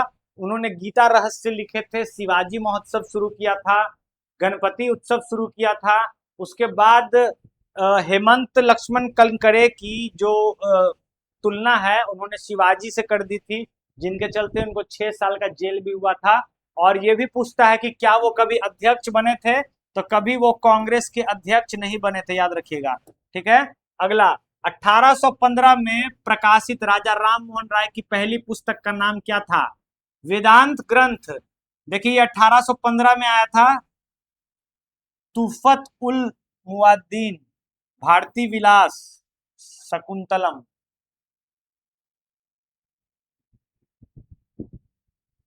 आंसर गलत दिया हुआ है। इन सब में सबसे पुराना होगा वेदांत ग्रंथ, ठीक है ना। लेकिन तुफकात उल मुआद्दीन ये सबसे पुराना होगा, 1803-4 में लिखे थे। 1803-4 में लिखे थे, तो सबसे पुराना ये होगा। लेकिन आयोग ने इसका आंसर ए बता दिया है, ठीक है। लेकिन आंसर क्या होगा? ई हो जाएगा, नहीं आंसर बी हो जाएगा। तो सबसे पुराना तफकात उल मुआद्दीन हो जाएगा। आगे देखेंगे, बांग्ला नाटक नील दर्पण का अंग्रेजी अनुवाद कराया था किसने? बांग्ला नाटक का दीनबंधु मित्र ने, दीनबंधु मित्र ने। नील दर्पण का, नील दर्पण का याद रखिएगा। नील दर्पण 1960 में नील दर्पण लिखा गया था। जो आपको नील की जो खेती होती थी, हालांकि 1860 के दशक में ही नील की जो खेती होती थी उनके लिए नील दर्पण लिखा गया था दीनबंधु मित्र के द्वारा, ठीक है। आगे चलिएगा, और तो इसमें कुछ नहीं है। नील दर्पण, हाँ वही बात है। चलिए आगे देखते हैं। अमृत बाजार पत्रिका के संस्थापक कौन थे? तो शिशिर कुमार घोष हो जाएंगे। अमृत बाजार पत्रिका के जो संपादक थे शिशिर कुमार घोष हो जाएंगे। यही अमृत बाजार पत्रिका थी जिसको रातों रात जिसका लैंग्वेज चेंज कर दिया गया था। जब वर्नाकुलर प्रेस एक्ट आया था और क्षेत्रीय भाषा पर भाषा वाले पत्रकारों पर प्रतिबंध लगा दिया गया था, समाचार पत्र पर प्रतिबंध लगा दिया था, तो रातों रात बंगाली से हिंदी में चेंज हो गया था अमृत बाजार पत्रिका, ठीक है। अगला 1901 में दादा भाई नौरोजी की पुस्तक poverty and un British rule of India के प्रकाशन में सहायक भूमिका निभाई थी किसने? प्रकाशक में ब्रिटिश उपनिवेशवाद द्वारा भारत के आर्थिक शोषण पर प्रकाश डाला, जाति व्यवस्था का उन्मूलन का वकालत करना नहीं, मुसलमानों के लिए अलग निर्वाचन नहीं। देखिए ए हो जाएगा। जो आपको poverty and un British rule in India जो थी, दादा भाई नौरोजी ने लिखा था ये बुक, वो इंडियन इकोनॉमी पे थी और कैसे अंग्रेज जो है शोषण कर रहा है भारत का, कैसे पूरे इकोनॉमी को एक समझिए स्पंज को गंगा नदी में गाड़ के यहाँ से पैसा ले जाके थेम्स नदी में निचोड़ ले रहा है, जिसको इकोनॉमिकल ड्रेन थ्योरी भी कहा जाता है, याद रखिएगा। इकोनॉमिकल ड्रेन थ्योरी पूछे या poverty and un British rule in India, दोनों का दोनों दादा भाई नौरोजी। इनको grand old man of India बोला जाता है। Poverty and un British rule of India 1901 में किसने लिखा? दादा भाई नौरोजी, ए आंसर। आगे देखिए, यहाँ वही क्वेश्चन है राष्ट्रवादी। हाँ ये देखिए, ये देखिए, निम्नलिखित में से कौन सा राष्ट्रवादी समाचार पत्र नहीं था? तो टाइम्स ऑफ इंडिया राष्ट्रवादी नहीं था, ठीक है ना। बाकी बंगाली, द हिंदू और महारत्ता ये सब क्या था? राष्ट्रवादी पत्रकारिता, नेशनलिस्ट था। भारत के स्वतंत्रता आंदोलन के दौरान गहन राष्ट्रवादी विचारों को किस समाचार में, वही क्वेश्चन है, नहीं वही क्वेश्चन नहीं है, किस समाचार पत्र द्वारा प्रचारित किया जाता था? तो अमृत बाजार पत्रिका द्वारा, याद रखिएगा। अमृत बाजार पत्रिका, देखिए पढ़ लेंगे इसको। औपनिवेशिक शासन के खिलाफ राष्ट्रीय जागृति के प्रचार के लिए उभरे सबसे शक्तिशाली समाचार पत्र सुधारक थे, केसरी थे, मराठा थे, नवजीवन, स्वदेशी मित्र, अमृत बाजार पत्रिका, हिंदुस्तान, मातृभूमि आदि थे, याद रखिएगा। तो अमृत बाजार पत्रिका, और 1868 में ये 1868 में शिशिर कुमार घोष द्वारा चालू किया गया था। New lamps for the old किसने लिखा है? New lamps for the old किसने लिखा है? ये लिखा है अरविंदो घोष ने। अरविंदो घोष ने लिखा है new lamps for the old. यही गए थे जेल और जेल में जाके बोले थे कि हम जेल गए थे तो हमको श्री कृष्ण जी के दर्शन हुए हैं। ठीक है, याद रखिएगा कि मतलब बोले कि जेल जाने से घबराओ मत क्रांतिकारियों। हिंदू पैट्रियट के संस्थापक कौन थे? हिंदू पैट्रियट के संस्थापक जो थे आपके कौन हो जाएंगे बताइएगा? हरीश चंद्र मुखर्जी, दीनबंधु मित्र, नवीन चंद्र सेन या बबुल मणि? देखिए ये मधुसूदन राय के नेतृत्व में हुई थी। हिंदू पैट्रियट नामक साप्ताहिक समाचार जो था की स्थापना जनवरी 1853 में कलकत्ता में एक व्यवसायिक मधुसूदन राय के नेतृत्व में हुई थी। अंग्रेजी में प्रकाशित होने वाले पत्र के संपादक के रूप में गिरीश चंद्र घोष इसकी नियुक्ति की गई थी। आगे चलकर हरीश चंद्र मुखर्जी इसके संपादक बने। अतः इस कारण कुछ पुस्तकों में हिंदू पैट्रियट के संस्थापक के रूप में गिरीश चंद्र घोष का नाम आता है, जबकि मधुसूदन राय और गिरीश चंद्र घोष दोनों ही इसके संस्थापक थे, याद रखिएगा। ठीक है, इंडिया फॉर इंडियंस ये पुस्तक किसने लिखा है? इंडिया फॉर इंडियंस ये पुस्तक किसने लिखा है? तो ये लिखा है आपको चितरंजन दास ने, CR दास ने। India for Indians, India for Indians. और एक है भारत भारतीयों के लिए, वो अलग हो जाएगा, ये इंडिया फॉर इंडियंस है। अनहैप्पी इंडिया, अनहैप्पी इंडिया कौन हो जाएंगे? लाला लाजपत राय। सेफ्टी बल्ब का सिद्धांत लाला लाजपत राय। Unhappy India Lala Lajpat Rai. अबुल कलाम आजाद द्वारा लिखी गई पत्रिका जो थी वो क्या थी? अल हिलाल, अल हिलाल और इंडिया विंस फ्रीडम। ठीक है, आगे देखिएगा, आगे देखिएगा, इसको खत्म करते हैं। India wins freedom, Abul Kalam आजाद। इंडिया डिवाइडेड कौन लिखे थे बताइएगा? इंडिया डिवाइडेड राजेंद्र प्रसाद हो जाएगा, इंडिया डिवाइडेड राजेंद्र प्रसाद हो जाएगा। और देखिएगा इंडिया डिवाइडेड वही पूछ रहा है, राजेंद्र प्रसाद हो जाएगा। 1878 में द हिंदू अखबार की स्थापना किसने की, जो भारतीय राष्ट्रीय आंदोलन के दौरान जनमत को आकार देने में प्रभावशाली रहा? तो जी सुब्रमण्यम अय्यर ने द हिंदू अखबार की स्थापना की थी 1878 में। ठीक है, आगे चलेंगे। अब देखिए मिलाने बोल रहा है the history of freedom movement in India, the history of freedom movement in India. दूसरा history of the freedom movement in Bihar, ये देखिए के दत्ता का हो जाएगा। आनंद मठ बंकिम चंद्र चटर्जी का हो जाएगा, बंकिम चंद्र चटर्जी का हो जाएगा। प्रिंसिपल्स ऑफ जीसस ये हो जाएगा आपको राजा राम मोहन राय का। ठीक है, इंडियन मुसलमान ये हो जाएगा डब्ल्यू हंटर का। ठीक है, और के दत्ता का हो जाएगा हिस्ट्री ऑफ बिहार, और हिस्ट्री ऑफ द ये हो जाएगा ताराचंद का। ठीक है, देख लीजिएगा, history of the freedom of movement in India Tarachand, history of the freedom of movement in India किनका है? ताराचंद द्वारा। ठीक है, आनंद मठ बंकिम चंद्र चटर्जी द्वारा। प्रिसेप्ट्स ऑफ जीसस ये राजा राम मोहन रॉय द्वारा। द इंडियन मुसलमान डब्ल्यू हंटर द्वारा। और के दत्ता ने लिखा history of the freedom movement in Bihar.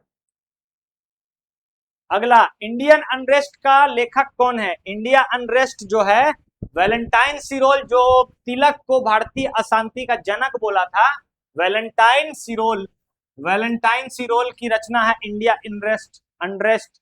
Durgesh Nandini के लेखक हैं, दुर्गेश नंदनी के लेखक हो जाएंगे आपको, दुर्गेश नंदनी के हो जाएंगे आपको लेखक बंकिम चंद्र चटर्जी, बंकिम चंद्र चटर्जी हो जाएंगे दुर्गेश नंदनी के लेखक।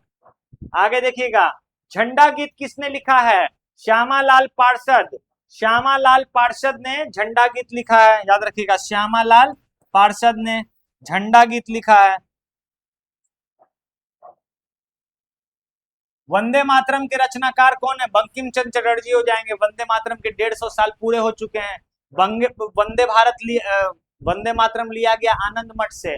आनंद मठ की जो भाषा है वो मूल भाषा उसकी संस्कृत है, लेकिन आनंद मठ जो लिखी गई है वो बंगाली में लिखी गई है। तो आपसे पूछ देगा इस बार क्वेश्चन कि आनंद मठ की मूल भाषा क्या है, तो मूल भाषा संस्कृत हो जाएगी, लेकिन आनंद ये मठ जो है, आनंद मठ की जो भाषा जो लिखी गई है वो बंगाली में लिखी गई है। और किस पर लिखी गई है? तो सन्यासी विद्रोह पर लिखी गई है, याद रखिएगा। ठीक है, आगे चलिएगा। वंदे मातरम बंकिम चंद्र चटर्जी के कौन से उपन्यास का भाग है? तो ये आनंद मठ का है, वही question. Mahatma Gandhi and Bihar some reminiscences, the लेखक के कौन है? राजेंद्र प्रसाद की पुस्तक है Mahatma Gandhi in Bihar some reminiscences. Mahatma Gandhi के मतलब बिहार में महात्मा गांधी के जो कार्य हैं उन पर राजेंद्र प्रसाद ने लिखा है। ठीक है। द गैलरी ऑफ रास्कल्स, ये रस्किन बॉन्ड की पुस्तक है, बहुत इंपॉर्टेंट है रस्किन बॉन्ड का। द गैलरी ऑफ रास्कल्स, याद रखिएगा, मतलब कमीनों की गली। चलिए, इतना ही है। हाँ, इतना ही है, 33 क्वेश्चन था इसमें। चलिए, ये था आपका आज का क्लास। मॉडर्न हिस्ट्री कंप्लीट हुआ। अब आपके लिए कोशिश करेंगे कि 2 क्लास में या 1 शॉट में आप लोग को पॉलिटी एक बार करा दिया जाए, तो एग्जाम से पहले रिवीजन हो जाएगा। अगर आपको चाहिए होगा 1 शॉट तो कमेंट जरूर करिएगा। और इंद्रानी क्लासेस से जुड़े रहने के लिए बहुत बहुत धन्यवाद। लाइक और शेयर जरूर करिएगा। मिलते हैं फिर अगले सेशन में।